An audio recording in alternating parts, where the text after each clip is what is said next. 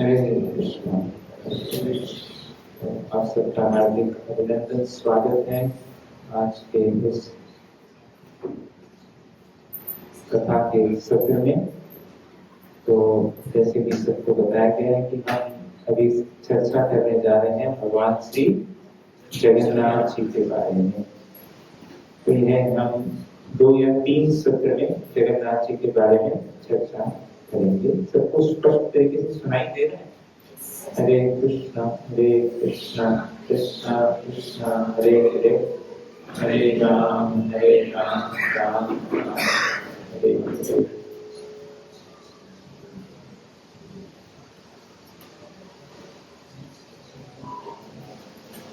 तो अभी आने वाले हफ्ते में 27 तारीख को श्री जगन्नाथ जी का रथ यात्रा है। तो हम लोग शायद कुछ लोग जाएंगे, कुछ लोग नहीं जा पाएंगे। तो हम लोग यहाँ पर कथा के माध्यम से रथ यात्रा में भाग लेने का प्रयास करेंगे। हरे कृष्णा हरे कृष्णा कृष्णा हरे हरे, हरे राम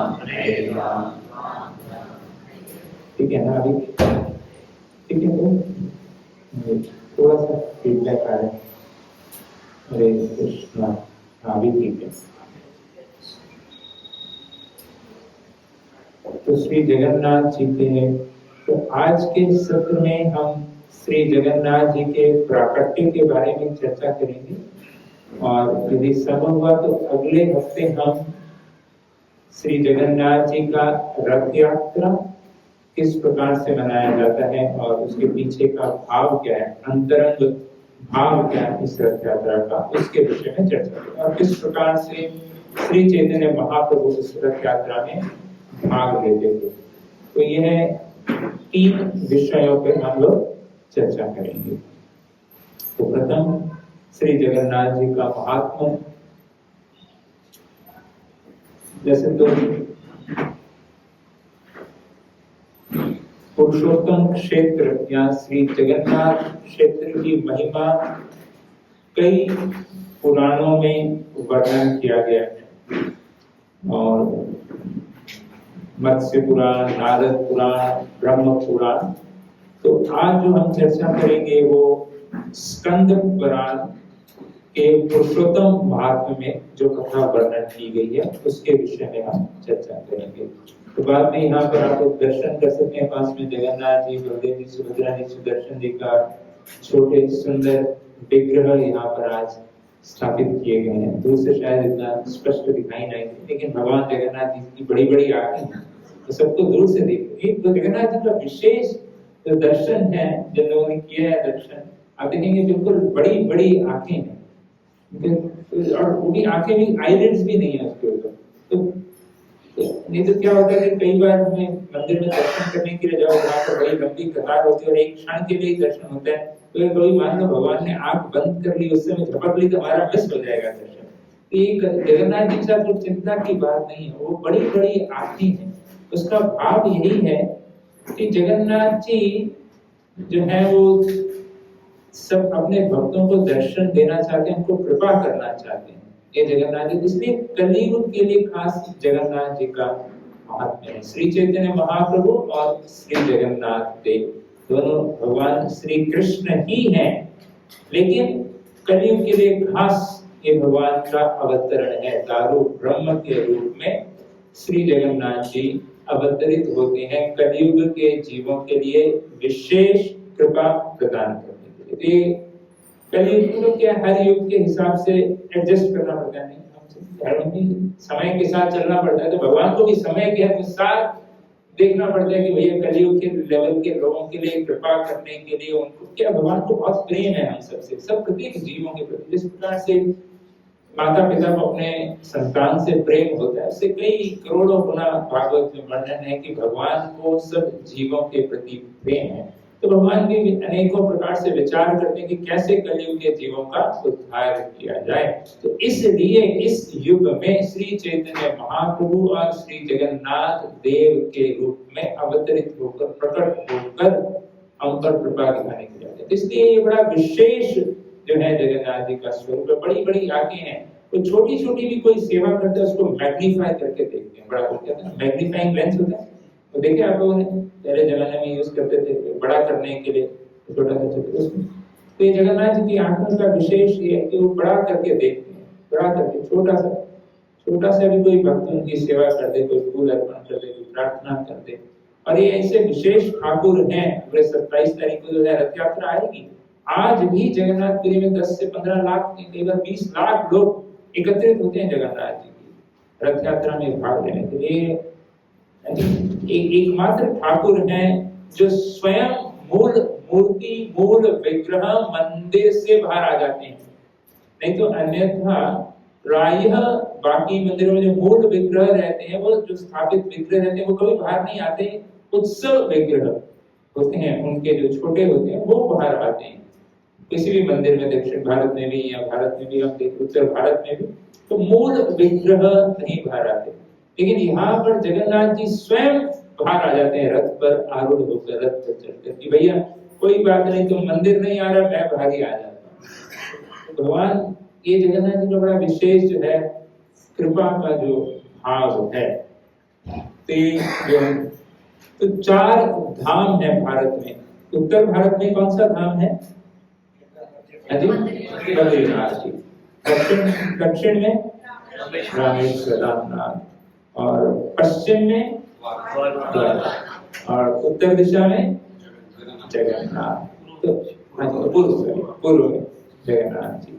तो नॉर्थ में बद्रीनाथ वो है सतयुग के लिए, दक्षिण भारत में हमारे रामेश्वर जी त्रेता युग के लिए, और द्वारकाधीश द्वापर युग, और जगन्नाथ जी ये चारों धाम का भी एक तरह से भी महात्म्य में बताएगी कि इन चारों धामों में सबसे अधिक कृपा का जो धाम है कलयुग के लिए विशेष। ऐसा नहीं, कोई भेद नहीं है भगवान के अवतारों में, भगवान ही है सब, श्री राम और श्री कृष्ण में कोई भेद नहीं, वही जगन्नाथ वही राम है। लेकिन कलयुग के लिए विशेश पैकेज है भगवान का, थोड़ा सा हमारे लोगों के लिए थोड़ा स्पेशल डिस्काउंटेड पैकेज की आवश्यकता है। नहीं तो कोई जाएगा ही नहीं भक्ति के मार्ग में। अगर अच्छा प्रसाद नहीं मिले कलयुग में तो कोई भक्ति करेगा ही नहीं, है कि नहीं? प्रोग्राम में भी अगर हर बार खिचड़ी करते हैं तो थोड़ी अटेंडेंस कम हो जाएगी। अनुभव है, हमारा सब अनुभव है सबका। मंदिर में भी आप प्रसाद थोड़ा सा कम कर दीजिए या बंद कर दीजिए। कुछ समय हुआ था मंदिर में, 1-2 वर्ष तक उसको चल रहा था, जब सब ध्यान गोवर्धन इको विलेज में लक्ष्मी जा रहा था, तो चलो कि भाई संडे फीस पर केवल सिंपल प्रसाद किया जाए। तो धीरे धीरे देख रहे थे कि लोग आना कम हो गए। तो कलयुग में प्रसाद अत्यंत आवश्यक है। इसलिए जगन्नाथ जी तो प्रसिद्ध है। जगन्नाथ जी का तो मतलब महाप्रसाद कहते हैं सबसे प्रसिद्ध है, सबसे प्रचुर मात्रा में मिलता है और बड़ा फेमस है जगन्नाथ जी अपने प्रसाद। और जगन्नाथ जी मतलब कलयुग के जीवन के अनुसार जैसे हम कह रहे हैं पूरा टेलर मेड है। तो जगन्नाथ जी खुद भक्तों के स्वप्न में आके बताते हैं कि भाई मेरे को ये खाना है, रेसिपी दे देते हैं। खाजा की रेसिपी दे दी कि भैया ये मेरे को प्रसाद भोग लगाओ। अनेक प्रकार ऐसी कई उनके भक्तों के साथ आदान प्रदान, ये कुछ वर्ष पूर्व की लीलाएं हैं जगन्नाथ जी में, जो भक्तों के साथ आदान प्रदान हुआ है। यदि समय हुआ तो एक सत्र केवल जगन्नाथ के भक्तों के बारे में लेंगे, कैसे भगवान अभी भी भक्तों के साथ आदान प्रदान करें। भगवान के स्वप्न आ रहे हैं कि ये मेरे को भोग लगाओ, ये मेरे को रेसिपी दो। कहीं और कोई ऐसे भगवान है जो भाई अपनी बताते हैं मेरे को ये भोग लगाया जाए, मेरे लिए रेसिपी दे। तो थोड़ा सा हम लोग रिलेट कर पाते हैं, नहीं यार ये ठीक है। तो कम से कम खाने पीने वाले तो ठाकुर जी जो बताते तो है क्या अच्छा पसंद होता है भगवान। इसलिए तो ये है स्कंद पुराण पुरुषोत्तम महात्म्य में श्री जैमिनी ऋषि अपने शिष्यों के साथ और अन्य साधुओं के साथ चर्चा कर रहे हैं। तो उस चर्चा में वह किस प्रकार से महातत्व के द्वारा भगवान श्री गर्भोदक विष्णु सृष्टि का पूर्व निर्माण करते हैं और किस प्रकार से तत्पश्चात श्री ब्रह्मा जी द्वितीय सृष्टि की रचना करते हैं, किस प्रकार से ऊपर से लेके नीचे तक 14 भुवन का निर्माण श्री ब्रह्मा जी करते हैं और कैसे उस सृष्टि में जो अनेकों प्रकार के कष्ट आते हैं जीवों पर, ये जैमिनी ऋषि चर्चा कर रहे हैं कि कैसे आदि भौतिक, आदि दैविक और आध्यात्मिक अनेकों प्रकार के कष्ट इस जगत में हम सबके जीवन में आते हैं। और इस प्रकार की चर्चा कर रहे थे। और उस चर्चा में जब ब्रह्मा जी ने सृष्टि का निर्माण किया, ये देखा कि यहाँ तो बड़ा दुख है। तो जैसे कि अगर कोई सुख है तो उसमें भी थोड़ा सा कहीं ना कहीं दुख का मिश्रण है, कहीं ना कहीं उसका अंत हो रहा है। जैसे कि क्या होते हैं, नमक की खदान होता है, बड़े बड़े नमक के खदाने होते हैं, उसमें आप चले जाओ, उसमें अगर आप गुलाब जामुन भी खाओ तो पेपर में इतना सॉल्ट है कि वो भी नमकीन ही लगेगा। तो उसी प्रकार से ब्रह्मा जी ने सृष्टि का निर्माण कर लिया, लेकिन मन में उनको भी कष्ट हो रहा था, ये मैंने क्या बना दिया, कहीं कुछ गलती तो नहीं हो गई क्रिएशन में। भगवान ने जो कहा था, मैंने तो बड़ी प्रार्थनाओं के बाद इस सृष्टि का निर्माण किया, लेकिन फिर भी ब्रह्मा जी सोच रहे थे कि कहीं कुछ गलती तो नहीं हो गई मुझसे, थोड़ा चेक कर लेना चाहिए भाई भगवान से पास जाके। तो भगवान श्री विष्णु के पास जाते हैं और तब वहां पर उनसे अपना कहते हैं, भगवान मुझसे कहीं कुछ गलती तो नहीं, बोले नहीं, ये इसका डिजाइन ही ऐसा है। पर्पस यही था कि कैसे भक्त लोग जो मेरे जीव हैं, जो मेरे अंश हैं, वो समझ जाएं कि भैया ये जगह सही नहीं है, यहाँ से जाके भगवत धाम जाना है, वापिस हमें अपने घर लौट के जाना है। तो ब्रह्मा जी कहते हैं कोई ऐसा स्थान है जहाँ पर कष्ट नहीं हो, बाकी जगह में कुछ डिजाइन में कहीं तो कुछ है क्या? तब भगवान कहते हैं हाँ, जो मध्य है, जो भूमंडल है, वहां पर जो है समुद्र के उत्तर क्षेत्र में और महानदी के दक्षिण में नीलाचल पर्वत में एक गुफा में श्री नील माधव जी और लक्ष्मी जी विराजमान हैं। और उस स्थान पर जो है कहीं कोई दुख कष्ट नहीं है, और वहां पर भजन इत्यादि करने से व्यक्ति भगवत धाम जल्दी लौट जाता है। जैसे ही ब्रह्मा जी ने सुना तो तुरंत भागकर नहीं अपना स्वयं कैरियर पर वहां पर आए, उनके पास अपना एयरलाइन है खुद का। तो ब्रह्मा जी वहां पर आते हैं और वहां जैसे ही वो पहुंचते हैं, उसमें वो क्या देखते हैं, एक कुंड है जिसका नाम है रोहिणी कुंड, और वहां पर एक कौआ इस पानी पीने के लिए वो नीचे टच करता है और तुरंत वो चतुर्भुज होके भगवत धाम की ओर जाने लगता है। तो ब्रह्मा जी ये देखते हैं तो बड़े हैरान हो जाते हैं। उस समय यमराज जी भी वहां आ जाते हैं और यमराज जी और ब्रह्मा जी चर्चा करने लगते हैं कि अरे ये क्या हो गया। यमराज जी कहते हैं कि भाई मेरे को तो ड्यूटी दी गई थी कि 84 लाख योनियां हैं, तो कौवे की योनि है, इसका जीवन पर्यंत इसको दूसरी योनि मिलेगी, फिर वो अपना जीवन काल कंप्लीट करेगा, फिर अगली योनि मिलेगी। तो ये तो काफी लंबा ट्रांजिशन था और ये सडनली भगवत धाम चला गया। यहाँ तो मेरे नियम पूरे लग ही न रहे, लॉ ऑफ कर्मा यहाँ पर काम नहीं कर रहा है। तो यमराज जी भी थोड़ा सा चिंतित हो गए, भाई अभी क्या किया जाए, अभी मेरे को तो समझ में नहीं आएगा, मेरे को तो कुछ और आदेश दिया गया था, ये रूल्स दिए गए थे और ये तो यहाँ रूल्स पालन ही नहीं हो रहे, तो मैं क्या करूँ। कंफ्यूजन हो गई ब्रह्मा जी इनके यमराज जी के भी मन में कि भाई ये जगह क्या है। वो दोनों मिलकर प्रार्थना करें। बड़ा देखो, ये इतने बड़े विद्वान लोग हैं, लेकिन जब कंफ्यूजन जीवन में हो जाए तो उपाय है प्रार्थना करना, गुरु जी के पास जाना या प्रार्थना करना कि भाई भगवान आप ही अभी मार्गदर्शन करिए। तो यहाँ पर दोनों ब्रह्मा जी और यमराज जी प्रार्थना करते हैं और यहाँ पर उनकी प्रार्थनाओं से प्रसन्न होकर श्री लक्ष्मी जी वहां प्रकट होती हैं और लक्ष्मी जी कहते हैं कि भाई ब्रह्मा जी, यमराज जी, आपकी ड्यूटी तो है ही जो भी आपने किया, लेकिन यह श्री विष्णु और हमारा ये निज धाम है, यहाँ पर आपके नियम नहीं चलेंगे।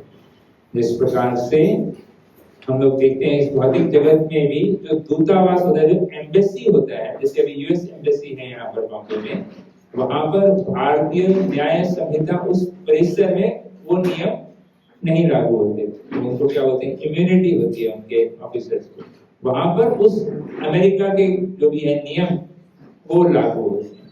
तो उसी प्रकार से ये जो क्षेत्र है पुरुषोत्तम क्षेत्र, ये इस भौतिक जगत में है, लेकिन यहाँ पर इस जगत के नियम लागू नहीं होंगे। तो ये आपके जुरिस्डिक्शन से परे है। इस प्रकार से लक्ष्मी जी कहते हैं कि यहाँ पर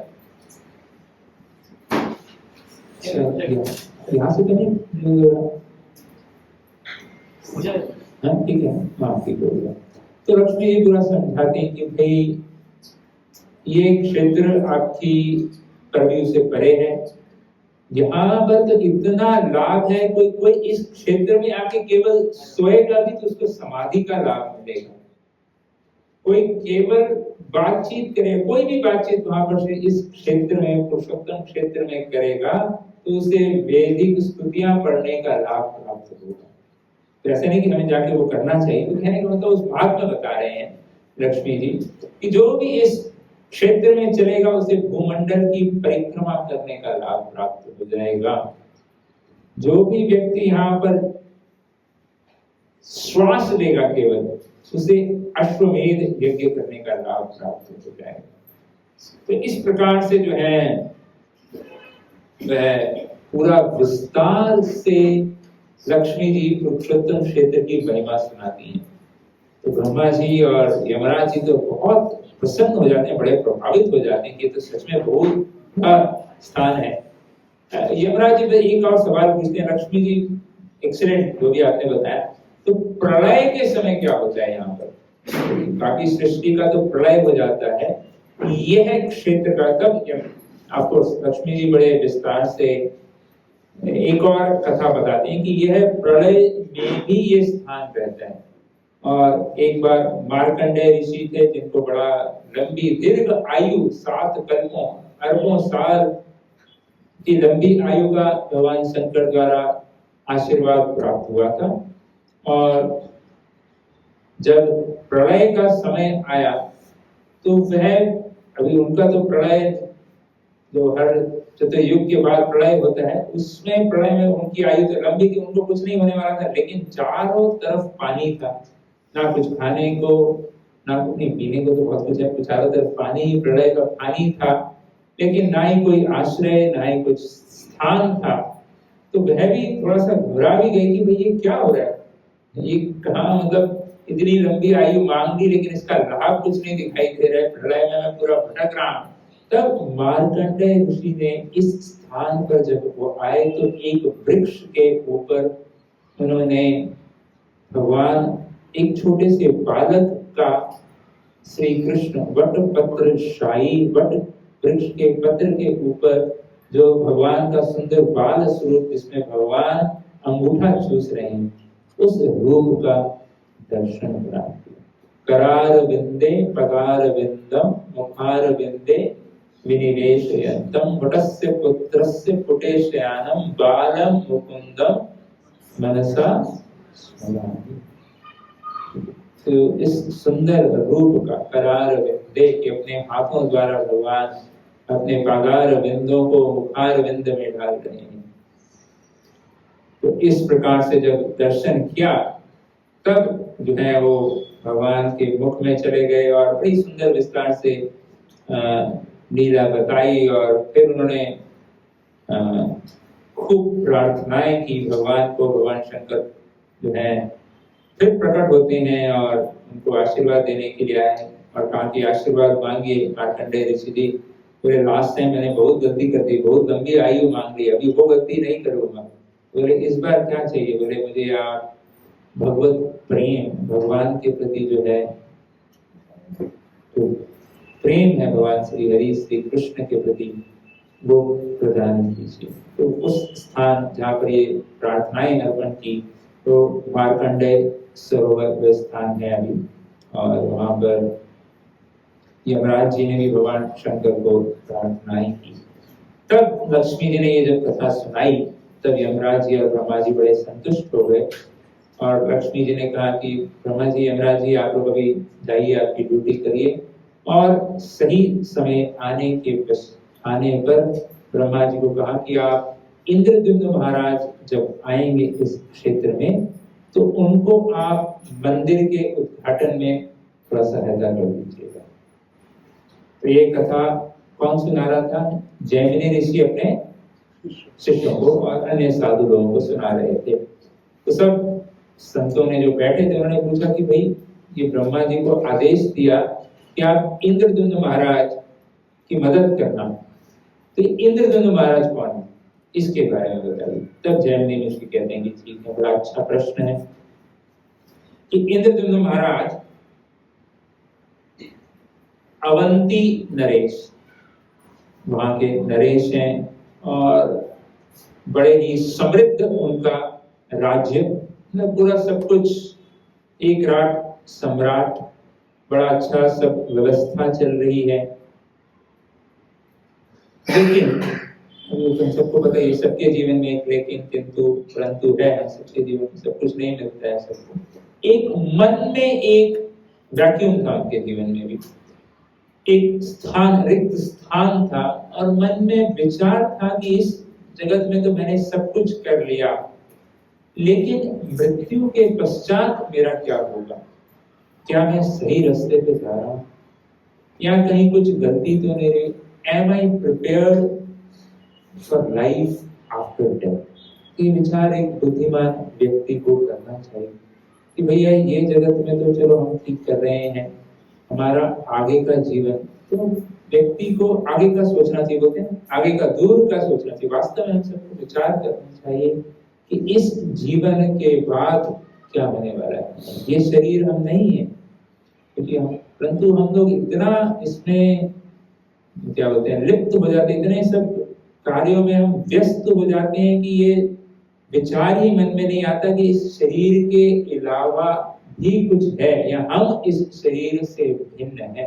इसलिए कथा सत्संग में बार बार दोहराना चाहिए और हम सबको यह विचार करना चाहिए कि भाई वास्तव में हम यह शरीर नहीं है। हमने सबने बहुत बार सुना है बचपन से हम आत्मा हैं, लेकिन फिर भी ये बार बार हमें याद दिलाना चाहिए कि भैया हम वास्तव में यह शरीर नहीं है।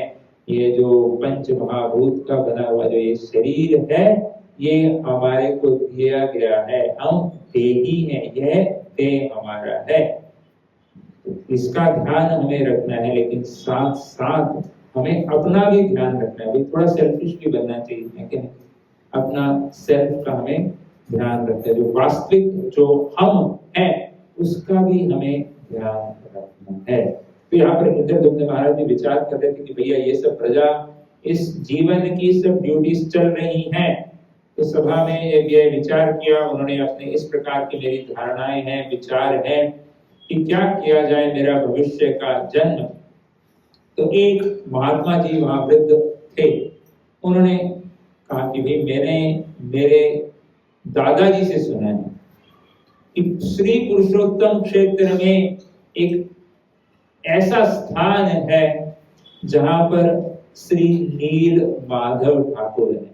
यदि कोई व्यक्ति उनका दर्शन कर लेगा, वहां पर भजन पूजन करेगा, उसे इस भौतिक जगत में वापस नहीं आना पड़ेगा।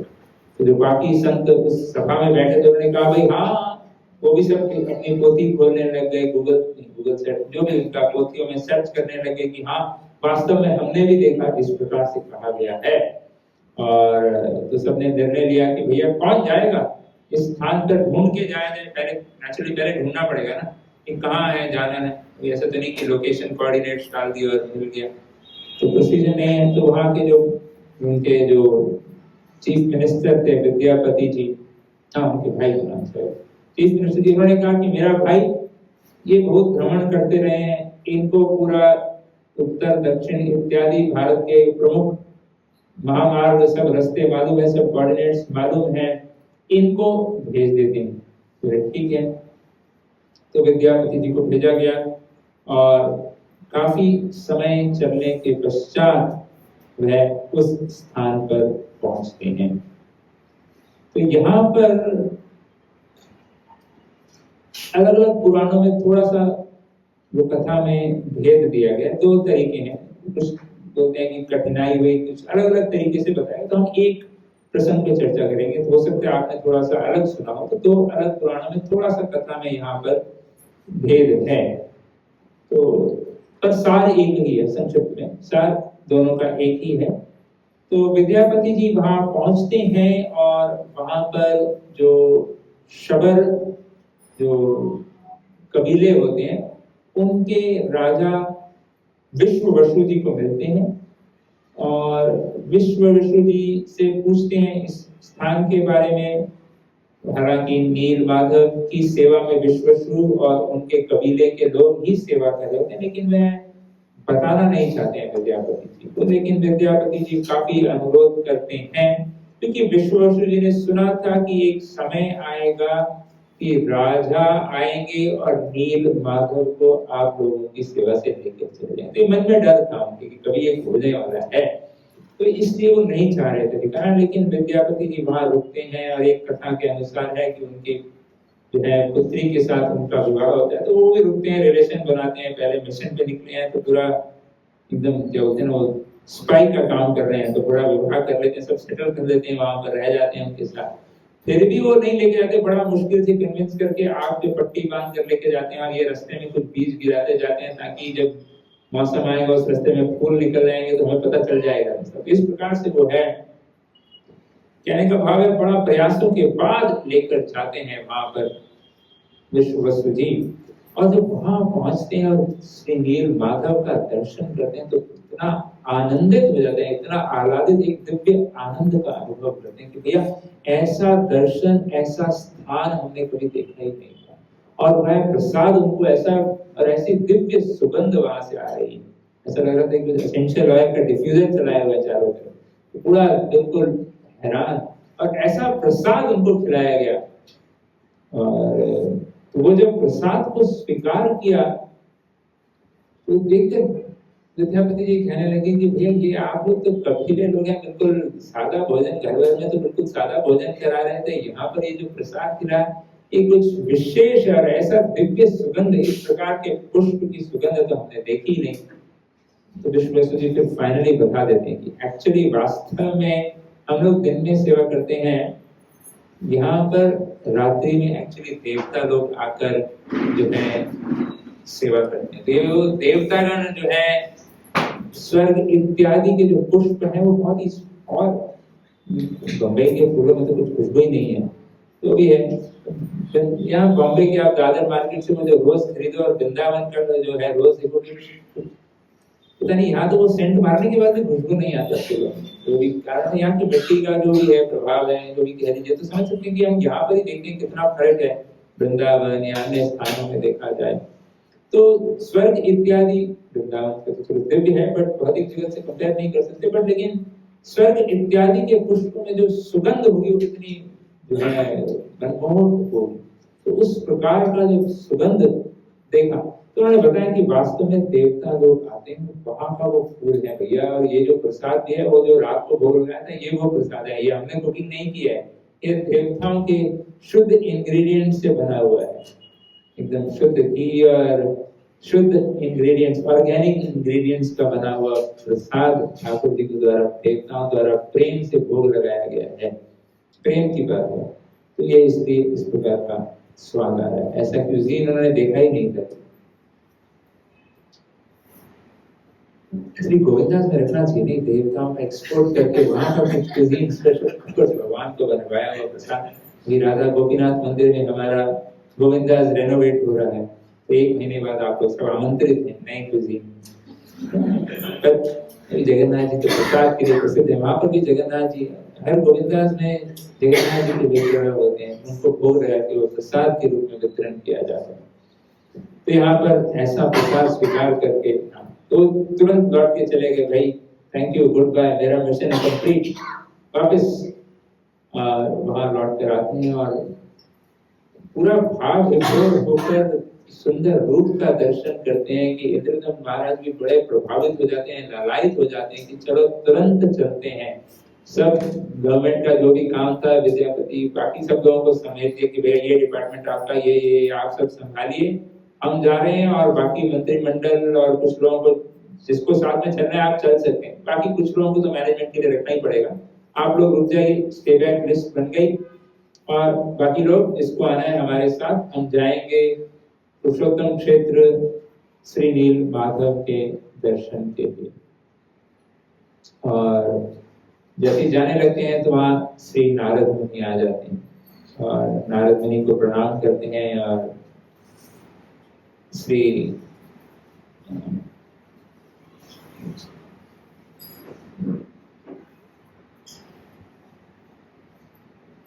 एक सेकंड में क्षमा चाहता हूँ। तो नारद जी आ गए, नारद जी को प्रणाम किया और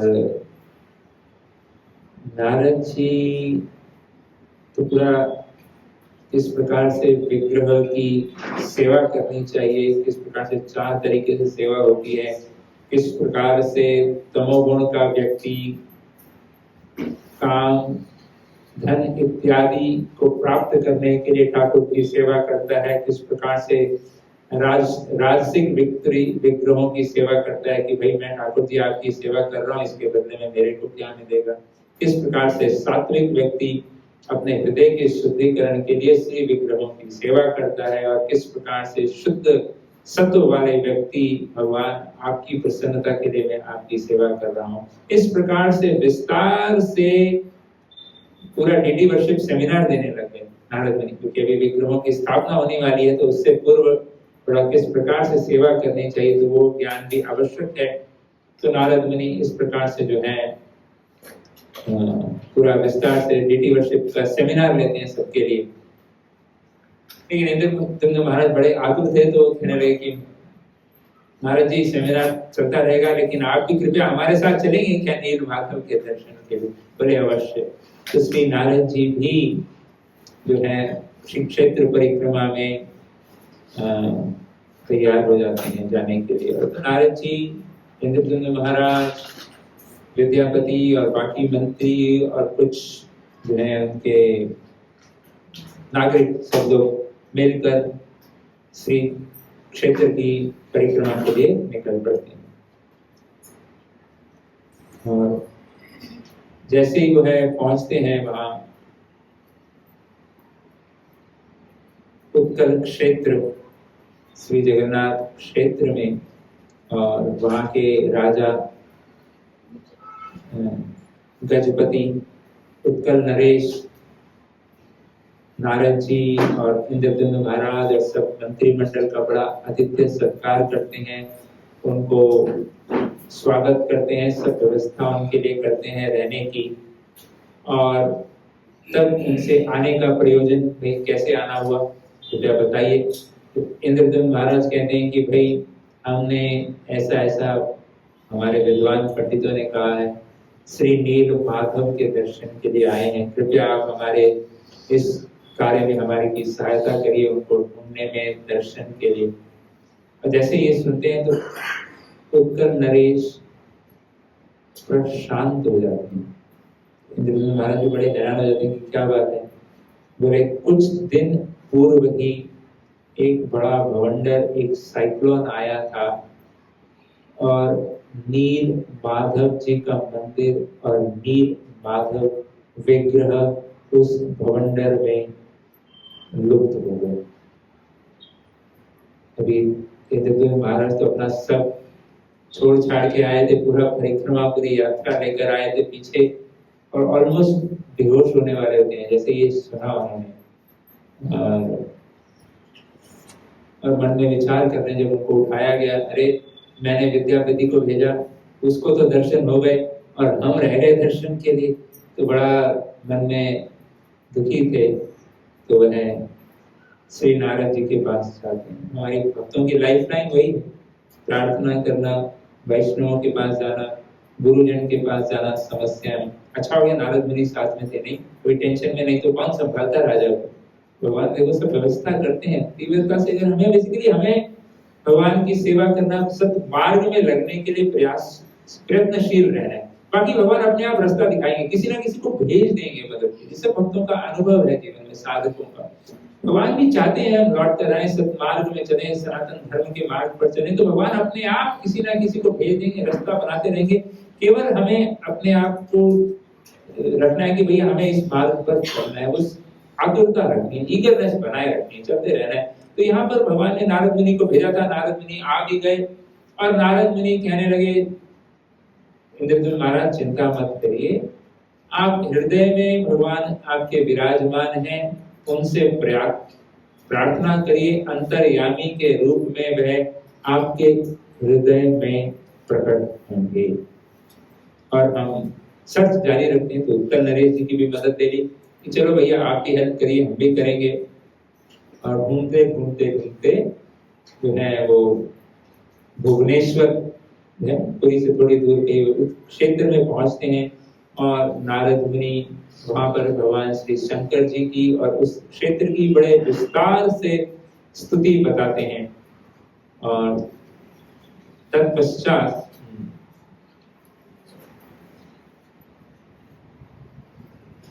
भगवान शंकर से प्रार्थना करते हैं और जैसे ही भगवान शंकर उनकी प्रार्थनाओं से प्रसन्न होकर प्रकट होते हैं और इंद्रद्युम्न महाराज बिल्कुल फोकस, भगवान शंकर पूछते हैं भाई क्या सेवा करें, क्या आशीर्वाद किया इसने, नहीं यही बताइए नील माधव कहाँ है। भगवान शंकर कहते हैं कोई बात नहीं, आपने सही प्रश्न किया, दक्षिण में जाते रहिए, वहां श्री नरसिंह देव के विग्रह मिलेंगे, आप उनके लिए वहां पर उनकी सेवा करिए, वहां पर पूजा करिए, नरसिंह देव के मंदिर के लिए स्थापना करिए और 1000 अश्वमेध करिए, फिर आपको नील माधव मिल जाएंगे। कैसे ना वो बच्चे कहते हैं, बड़े भी कहते हैं, वो ट्रेजर हंट नहीं होता, अब ये करो आगे चले जाओ, नेक्स्ट हिंट वहां पर मिलेगा। भगवान शंकर भी आधा छोड़ के चले गए, अंदर ध्यान हो गए, भैया आप जाइए नरसिंह देव का मंदिर बनाइए, 1000 अश्वमेध यज्ञ, आगे का हिंट वहां पर मिलेगा, उतना कर लीजिए। तो भाई इंद्रद्युम्न महाराज तो बिल्कुल थे जहाँ पर पहुंचे श्री नारद जी के साथ, सब लोगों की मदद से उत्कल नरेश भी डेफिनेटली हेल्प कर रहे थे, तो लोकल सपोर्ट भी था सब। और करने के पश्चात वहाँ यज्ञ आरंभ किए, 998 यज्ञ हो गए। उसके बाद कुछ अपशकुन दिखाई देने लगे इंद्रद्युम्न महाराज को। कुछ चिन्ह होते हैं, जैसे समझ में आ जाता है कि कुछ अनहोनी घटने लगती है, उनकी बाईं आंख फड़कने लगती है और बाकी कुछ चीजें उनको दिखाई देती है कि कुछ अपशकुन हो रहे हैं। तो नारद जी के पास फिर से जाते हैं, नारद जी फिर से टेंशन हो रहा है, मुझे इतना सब अभी तो कर दिया, इतना करके यहाँ आ गए और अभी क्या करें।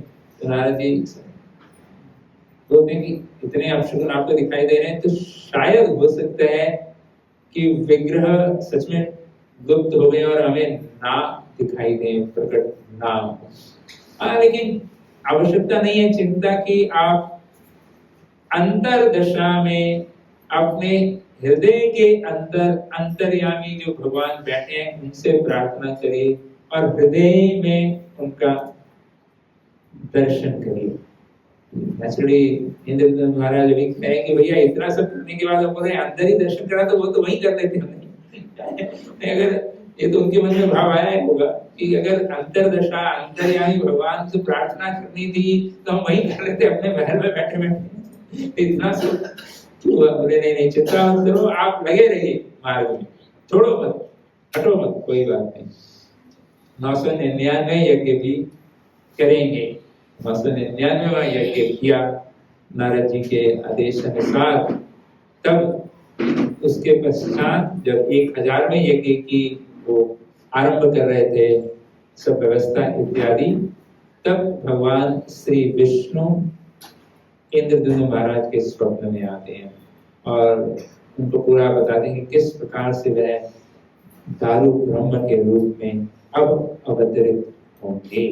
तो नारद जी को भाग के बताते हैं कि बस अभी इस प्रकार का स्वप्न है। तो बोले ना ये तो बहुत शुभ चिन्ह है, अवश्य एक और यज्ञ कर लेते हैं। जब उस यज्ञ की पूर्ति होती है, थोड़ा ये बहुत विस्तार से कथा है, मैं थोड़ा सा फास्ट कर रहा हूँ क्योंकि हमें इस कथा को विश्राम करके अगली बार से रथ यात्रा के बारे में चर्चा करनी है। एक शास्त्र में बड़ा विस्तार से है और हमारे इस्कॉन के एक वरिष्ठ संत श्रीपाद तमाल कृष्ण गोस्वामी महाराज, उन्होंने भी बड़ा सुंदर पुस्तक लिखी है इस पूरी लीला पे, the drama of Lord Jagannath. तो बड़ा सुंदर, बड़ा विस्तार से इस कथा के बारे में पूरा बताया गया। और तब जब 1000वां यज्ञ हो जाता है और उसके पश्चात समुद्र के किनारे जब स्नान के लिए जाते हैं, तब वहां पर दिव्य सुगंध आ रही होती है। और जब वे देखते हैं कि उस समुद्र में एक विशाल वृक्ष का जो है स्टेम यानी क्या बोलेंगे, तना वृक्ष का तना जो है वह लहरा और उस पर आ रहा है। और तब उस दिव्य सुगंध से ही वह समझ गए कि ये कोई साधारण खुशबू नहीं है। जैसा वो विद्यापति जी ने अनुभव किया तो उन्होंने भी कहा ये तो वही है, जैसा वो नील माधव मंदिर में जो स्मेल आ रहा था, तो वापस यहाँ पर सुगंध आ रही है। और नारद मुनि जी ने भी देखा कि वाह, इस पे तो है शंख चक्र गदा के चिन्ह हैं, तो यह कोई साधारण लकड़ी का टुकड़ा नहीं है, लकड़ी का तना नहीं है, ये वास्तव में दारू ब्रह्म है। तो इंद्रदम्न महाराज स्वयं जो है समुद्र में जाकर स्विम कर तैरकर उस जो है लकड़ी के टुकड़े को लेकर आते हैं। इस प्रकार से जो है भगवान श्री जगन्नाथ जी इस लकड़ी के दारू के रूप में प्रकट होते हैं।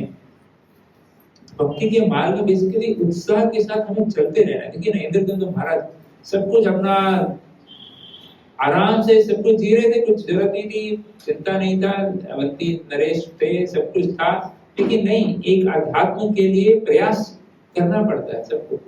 तो हम सबको, और प्रयास में भी बाधाएं भी आती हैं, अपशगुन भी दिखाई देते हैं, बहुत सारे प्रलोभन भी आते हैं, लेकिन गुरु और वैष्णवों के कंसल्टेशन में हमें चलते रहना है, आगे रुकना नहीं है। इतना प्रयास करना पड़ा है, 1000 यज्ञ करना, मंदिर का निर्माण करना, अनेकों प्रयास करने पड़े। और यदि विस्तार से कथा पढ़ेंगे तो और कई बाधाएं आई।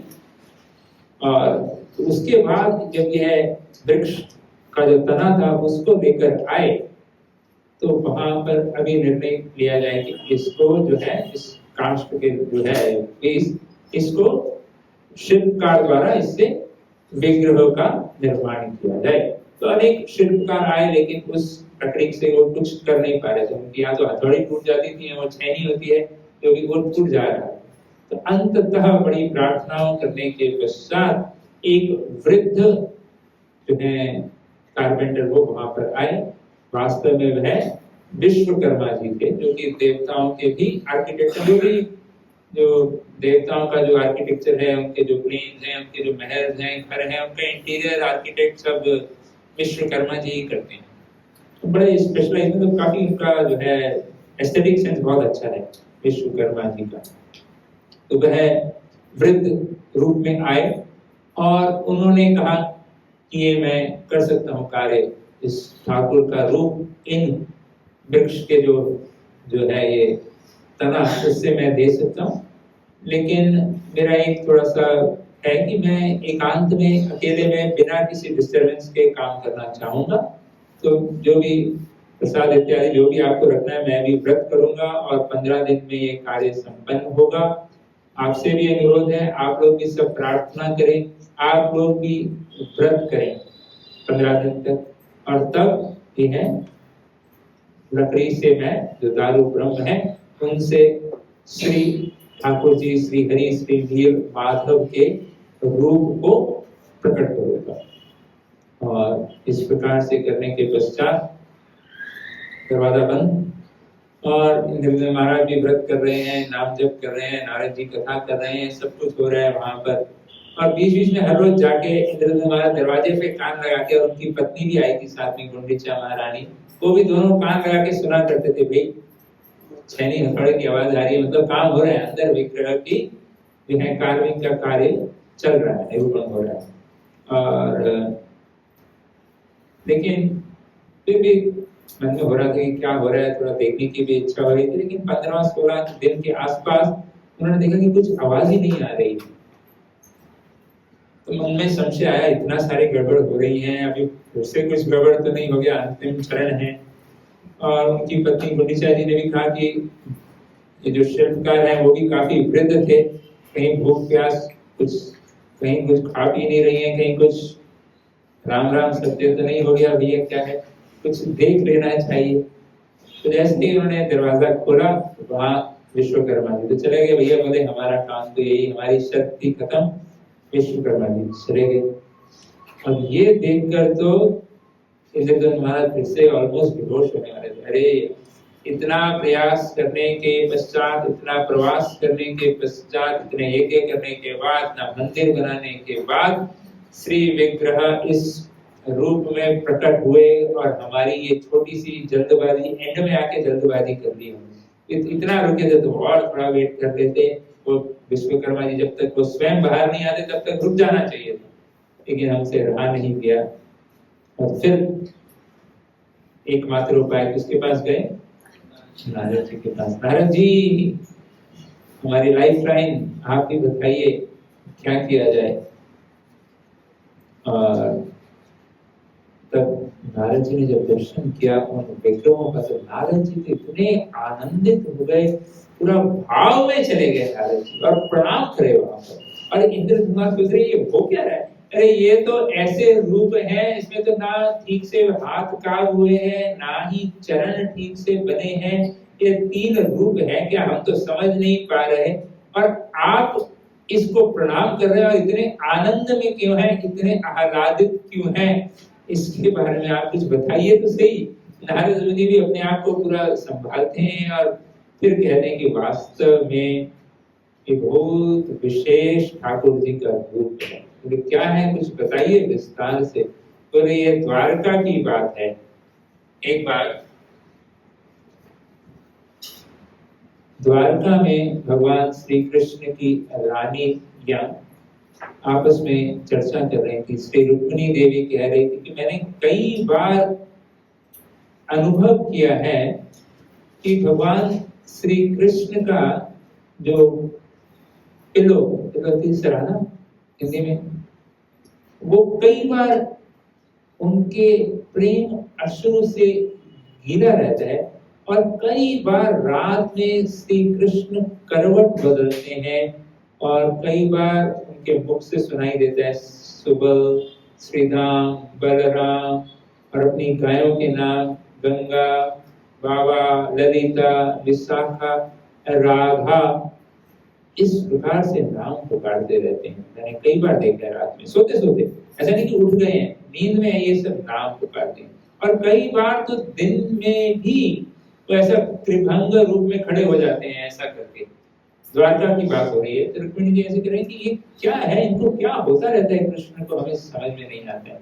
सत्यभामा जी कहते हैं कि आप तो बोल रहे हैं रात में मैंने कई बार भगवान कृष्ण को देखा है, द्वारका देश को देखा है, इस तरह से खड़े रहते हैं जैसे बांसुरी बजा रहे हो।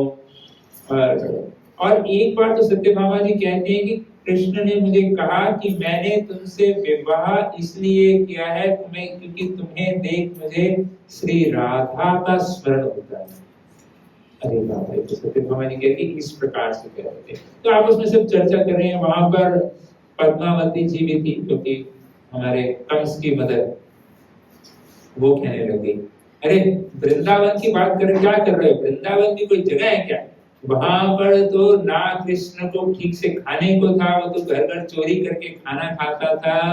तो वृंदावन को क्यों याद करेगा कृष्ण? द्वारकाधीश क्यों वृंदावन को याद करेंगे? वहां पर तो उनको पहनने को जूते भी नहीं दिए थे, धूल मिट्टी इत्यादि में खेलता था। मैंने तो सुना है एक बार उसकी माँ ने उसको बांध भी दिया था। वो कृष्ण वृंदावन को क्यों याद करेगा? इस प्रकार से वो उनको डाइवर्ट करने की कोशिश कर रही थी, लेकिन नहीं। रोहिणी देवी सत्यभामा कह रही थी कि ऐसा संभव नहीं है, इतना स्मरण अनायास रात्रि में भी स्मरण करना। इसका अर्थ है कि यहाँ पर वो कुछ तो मिस कर रहे हैं। कृष्ण द्वारका में रह यहाँ रहे हैं, मन उनका वृंदावन में रमा हुआ है। और जानना चाहते थे ये है क्या ब्रज, ये गोपियों का प्रेम क्या है, ऐसा विशेष प्रेम क्या है जो हम उनको संतुष्ट नहीं कर पा रहे। ये क्या है गोपियों का जो सर्वोपरि प्रेम है, श्री राधा का प्रेम क्या है जो हमारे समक्ष रहते हुए भी उनका स्मरण कर रहे हैं श्री द्वारकाधीश। तो चर्चा करते हैं कि श्री रोहिणी देवी से बात करते हैं। श्री रोहिणी जी श्री वृंदावन में यशोदा मैया के साथ बलराम जी की मां के रूप में थी। उन्होंने श्री कृष्ण की लीलाओं का दर्शन किया है।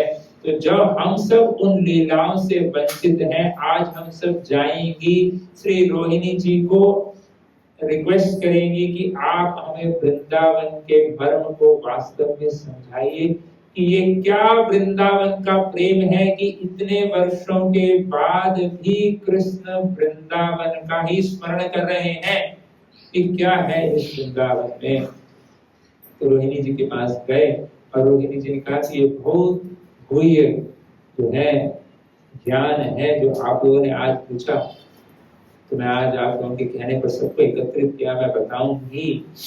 लेकिन इसमें ऐसा है कि कृष्ण बलराम नहीं आ जाना चाहिए जब हम ये कथा कर रहे हैं, जब ये सुन रहे हैं कि वास्तव में अगर उन्होंने सुन लिया इस दिव्य प्रेम का जो पराकाष्ठा है श्री राधा और गोपी जनों के प्रेम की, तो वे सच में भाव में आ जाएंगे और वे स्वयं छोड़कर द्वारका छोड़ के वृंदावन लौट कर चले जाएं। तो यह भाव तो बहुत ध्यान से, बड़ा ही गुप्त रूप से हमें इस कथा को करना है। और सुभद्रा जी को कहा गया कि आप स्वयं गार्ड करिए, आप चाहे तो कान लगा के बाहर से सुन लेना, लेकिन कृष्ण बलराम को एंट्री नहीं देनी है। इस प्रकार से जो है श्री वृंदावन की महिमा का बड़े विस्तार से श्री रोहिणी जी चर्चा करते हैं कि जिस प्रकार से उदाहरण देती है कि बिंब और प्रतिबिंब होता है। जैसे प्रतिबिंब अर्थात जो रिफ्लेक्शन शीशे में देखते हैं, तो जैसे एक फल होता है और फल की रिफ्लेक्शन परछाई नहीं, परछाई तो रिफ्लेक्शन ही ठीक वर्ड है, प्रतिबिंब कह लीजिए हिंदी में। तो यदि आप फल को का प्रतिबिंब देखें मिरर में, शीशे में जब देखें, तो आपको फल का स्मरण होता है। नहीं, आम को अगर आम को शीशे में देखें तो आपको स्मरण किसका होगा? वास्तविक फल आम का। उसी प्रकार से वो कह रही है कि वास्तव में वृंदावन वो फल है और द्वारका ये प्रतिबिंब है। तो कृष्ण यहाँ रहते हुए भी उनको, आप सबको भी देख के उनको वास्तविक प्रेम जो कर रही है गोपीगण और गोपगण, उनका प्रेम आप सब में भी दिखाई दे रहा है। तो वहां पर रहकर यहाँ का स्मरण नहीं हो रहा है, लेकिन यहाँ पर रहते हुए भी इसलिए उनको संबंध है। तो वास्तव में जो वैकुंठ का जो प्रेम है वो शुद्ध ऐश्वर्य प्रेम है। वैकुंठ में सब लोग भगवान की दास रूप में सेवा करते हैं, दासोस्मी भगवान की। जो द्वारका जो है वहां पर माधुर्य है, गोपीगण है, उनकी भगवान की रानियां हैं, पटरानियां हैं, तो माधुर्य मिश्रित लेकिन ऐश्वर्य है उसमें। भगवान द्वारकाधीश हैं, जो है अधिनायक हैं, इसलिए वहां पर भी जो है माधुर्य मिश्रित ऐश्वर्य प्रेम है। और मथुरा में ऐश्वर्य है, माधुर्य है। यहाँ पर द्वारका में माधुर्य मिश्रित ऐश्वर्य प्रेम है, मथुरा में ऐश्वर्य मिश्रित माधुर्य प्रेम। तो थोड़ा सा टेक्निकल है, लेकिन हम इस पर ज्यादा चर्चा नहीं करेंगे अभी समय के देखते हुए। और वृंदावन जो है श्री रोहिणी जी बता रही है कि वो है शुद्ध माधुर्य प्रेम। तो that is the highest love. तो इस प्रकार से बहुत विस्तार से जो है चर्चा करते हैं।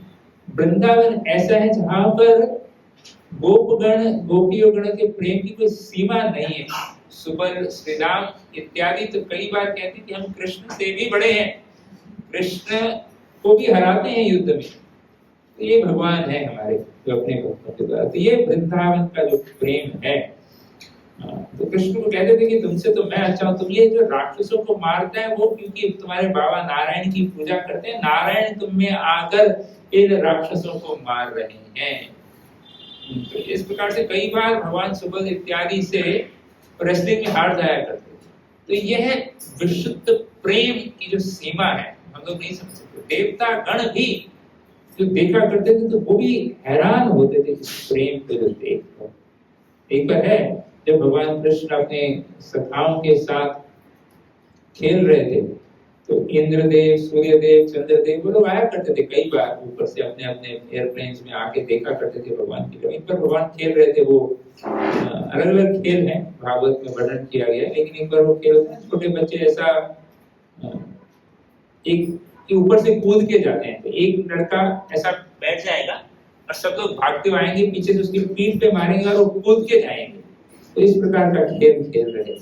तो और जो टच हो जाएगा वो वापस ऐसा बनेगा। तो एक बार कृष्ण की जब बारी आई तो सब जो एक के बाद एक बीच पे मार रहे थे, कृष्ण के ऊपर से जंप करके जा रहे थे सखागण। तो जब इंद्रदेव, सूर्यदेव, चंद्रदेव देखे कि हम लोग भी चलो ट्राई करते हैं, गो बन के जाते हैं, वो भी बच्चे का रूप करके आए और पहले ही बोला कि सूर्यदेव आप जाइए। तो सूर्यदेव गए वहां पर और वहां तक आए, जब वो मार के जंप करना था एक्चुअली उनको ध्यान है, अरे ये तो हमारे परम भगवान विष्णु श्री हरि हैं जिनकी हम पूजा करते हैं, ब्रह्मा जी, शंकर जी इत्यादि पूजा करते हैं, इनको मार के इनके ऊपर से कूदना, राम राम ये कैसे कर सकता हूँ। तो उनका सूर्यदेव का पसीना छूट गया वहां।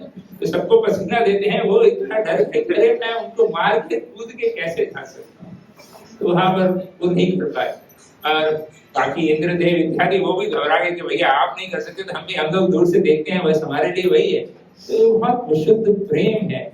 और गोपियों का प्रेम के बारे में क्या कहा जाए, यशोदा मैया का प्रेम, मतलब देखिए आप मानिए भगवान जिनको अपनी माता के रूप में स्वीकार, इस जगत में भी माँ का प्रेम अपने संतान के प्रति सर्वोपरि प्रेम है। और भगवान सबके परम पिता है, वो किसी को अपनी माँ के रूप में स्वीकार कर रहे हैं तो उनका प्रेम कैसा होगा।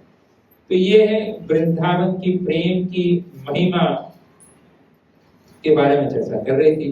जब गोपियों का वर्णन आया तो भगवान कृष्ण भी आएंगे, भैया यशोदा कान सुभद्रा ये कान लगा के क्या कर रही है, सुन रही, वो भी मंत्र मुग्ध हो गई, पूरा ध्यान मग्न हो गई, तो देख नहीं रही थी, वो अपना जो सेवा था गाड़ी खचला गया। और वहां कृष्ण बलराम जी आए और उन लोगों भी कान लगा के सुनने लगे कृष्ण और बलराम।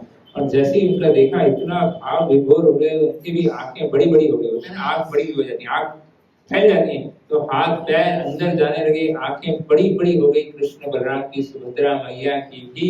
और तब ऊपर से श्री नारद मुनि जा रहे थे और आ रहे थे द्वारका में। नारद मुनि कई बार आए, कई देवतागण आते थे कंसल्टेशन के लिए, जो भी काम के लिए द्वारका में।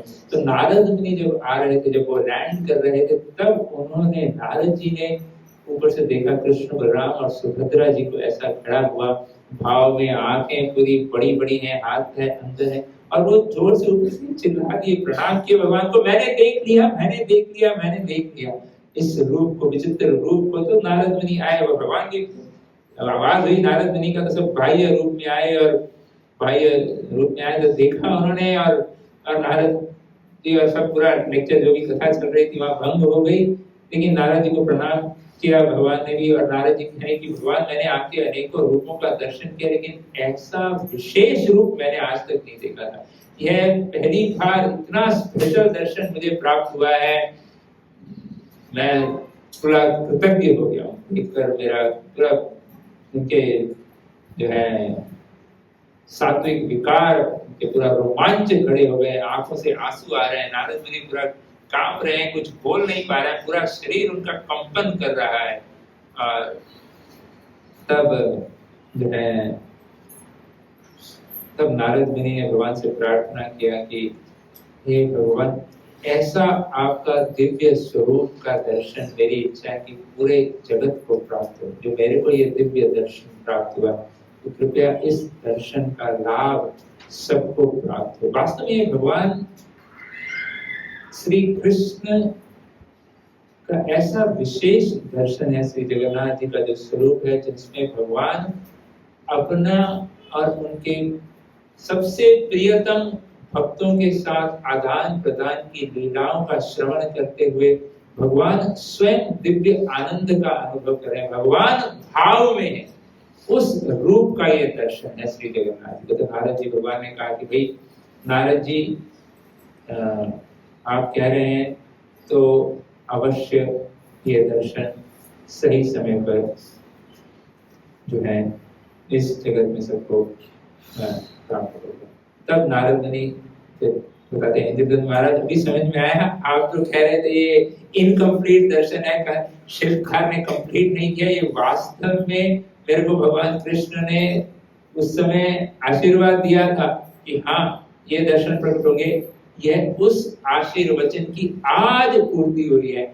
इसलिए आपको पता चला कि मैं क्यों इतना आनंदित हूं।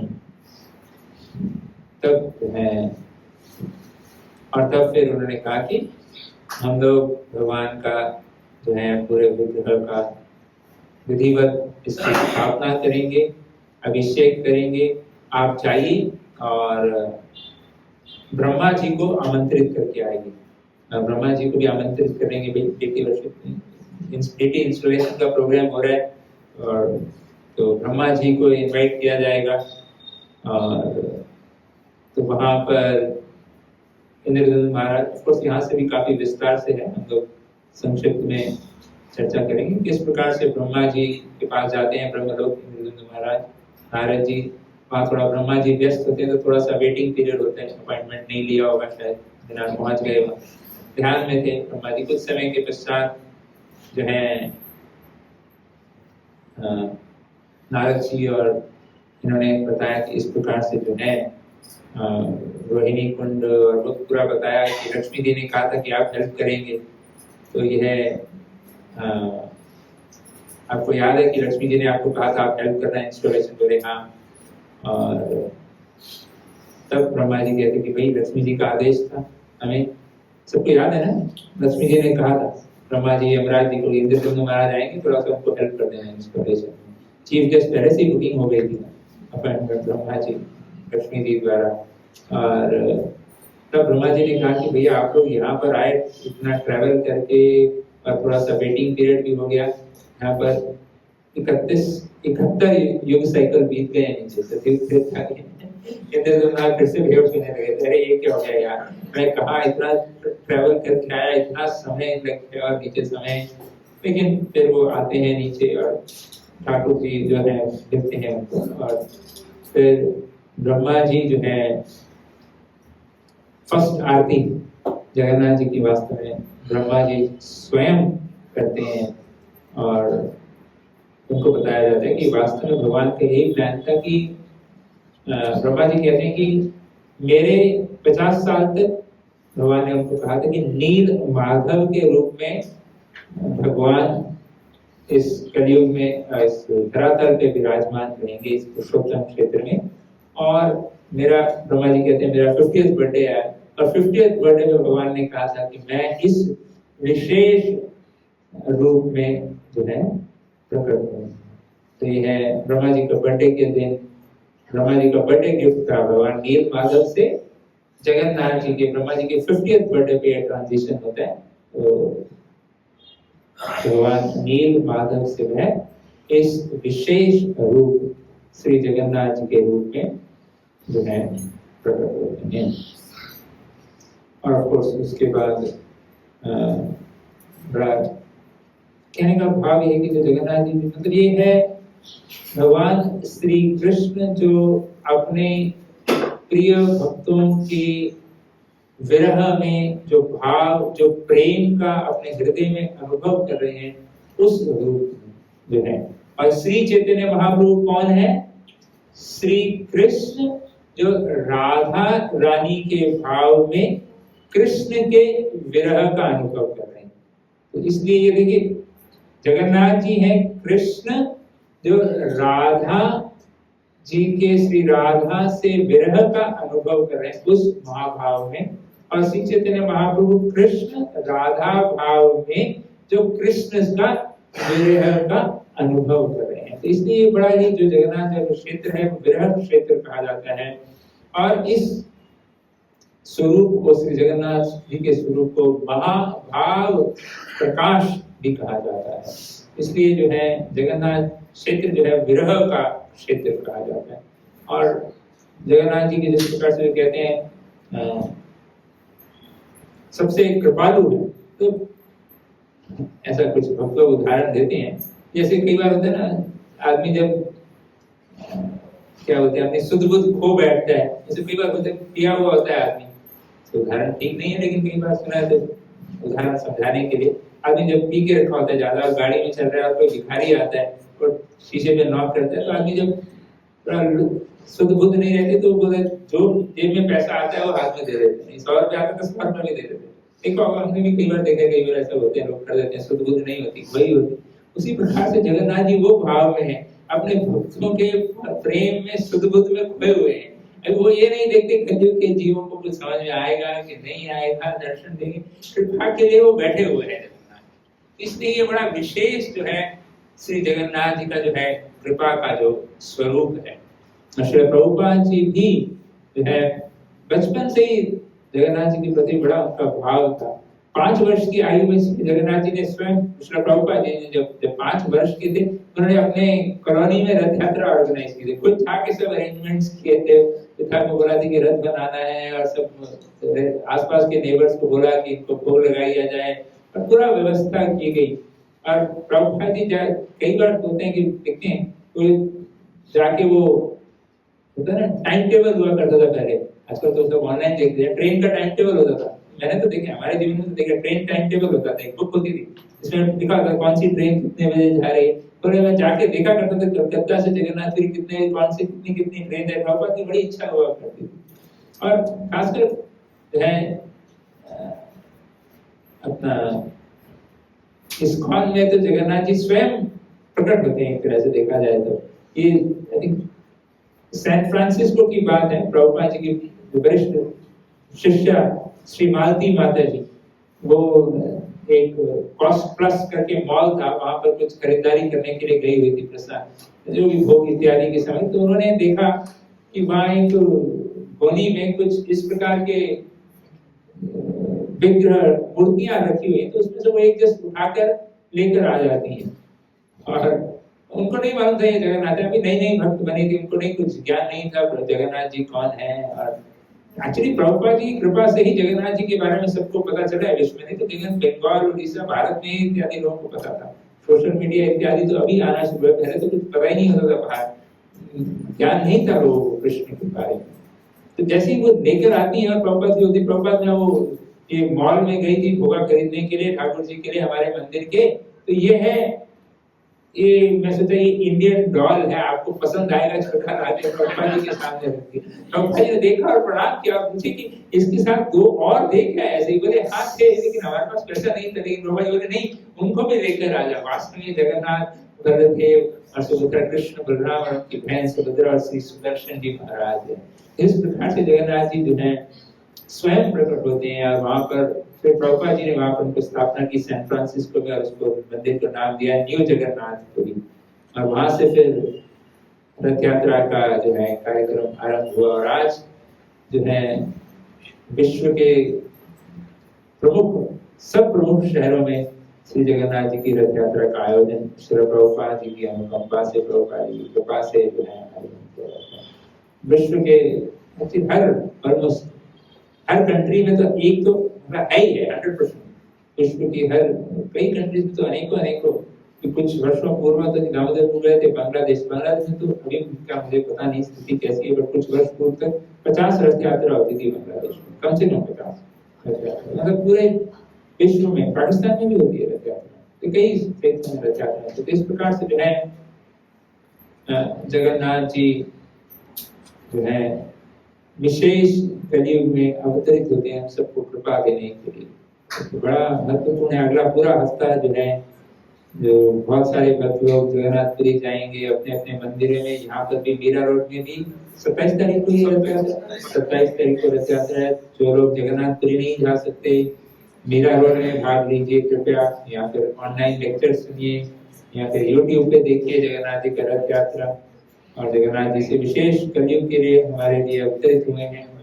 ब्रह्मा जी के बर्थडे पे दिन, इसलिए पूरा हम सबको लाभ उठाना चाहिए। और अगले सत्र में हम लोग कैसे श्री जगन्नाथ जी की रथ यात्रा, ये भी काफी लंबा प्रसंग है, तो हम अगली बार या उससे अगली बार में गुंडीचा मार्जन, जगन्नाथ जी की रथ यात्रा और उसके पीछे का जो भाव है उसके बारे में हम लोग चर्चा करेंगे।